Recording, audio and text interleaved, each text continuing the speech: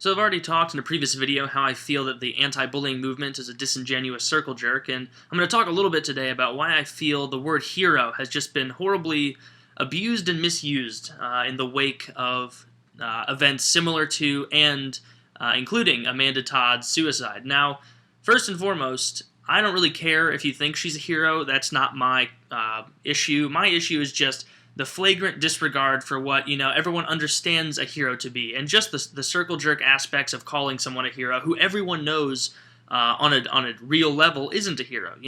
And the reason I feel that the media calls people heroes, like a young girl who kills herself, is simple. And the simple reason is that they know nobody is going to say, "Oh yeah, you think she's a hero? What makes her a hero?" Because then immediately everyone can say, "Oh, you're questioning her? You're questioning that she's a hero? Oh, you're anti-suicide. You're anti all this. You're awful. You probably hoped she would die." And then they just do this crazy thing where they pretend that there's no middle ground between admitting that this girl is not a hero and saying, "Oh yeah, I'm glad she's dead." That's ridiculous. It's possible to say, "Yeah, this is a really sad event. I'm sad that she died.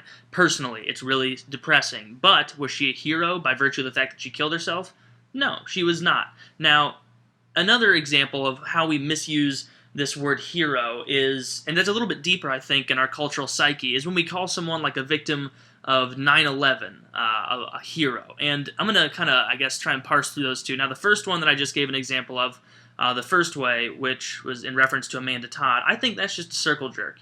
When you call a suicide victim that's a young girl or young boy, a kid, a hero, you're not really calling them hero, and everyone knows it. Everyone knows. Like, you can pretend, but everyone knows you don't really think they're a hero. And we just say that to try and make each other feel better, to think, hey, they died, but at least they're getting called a hero on the news now, and maybe they didn't die in vain, It's just kind of a futile attempt to make everyone feel better, just to take solace in some vain aspect of trying to find a silver lining. Now, the next kind, which is what I referenced by 9/11, is a little bit more interesting. Now, some people will still say, hey, the victims of 9/11, they were heroes. They were heroes. And I think that's honestly ridiculous as well, because if I were in 9/11, or if I were in the World Trade Center that day and I died, that wouldn't make me a hero. That would make me someone who was in the wrong place at the wrong time. And that sucks ass. That really sucks. But it wouldn't suddenly make me some sort of hero, And the reason I think we call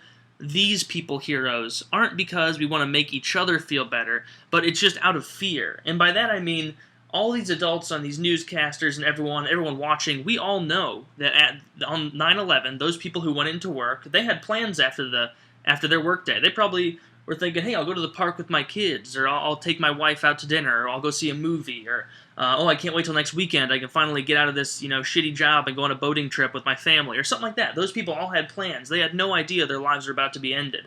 And the fact that their lives were abruptly ended and just put out, just instantly, just bam. They had no option to escape. They had no chance. Just instantly gone.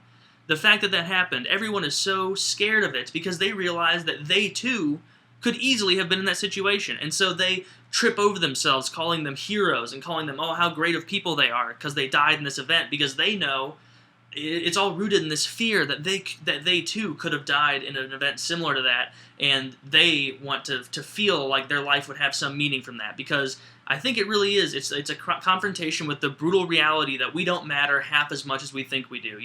When we die, the world keeps going. The world keeps on partying. Christopher Hitchens was the one who said that it's not the death that's scary for him. It was the fact that this party here on Earth, this was going to keep going, but he had to leave. He was getting ejected, and that's the scary part that I think pressures us to try and make people's lives worth more when they die, because we too realize the finite nature of our being and how scary it is that our life could be snuffed out just as easily, and we want to hope that when we die, someone will inflate it with some false value as well.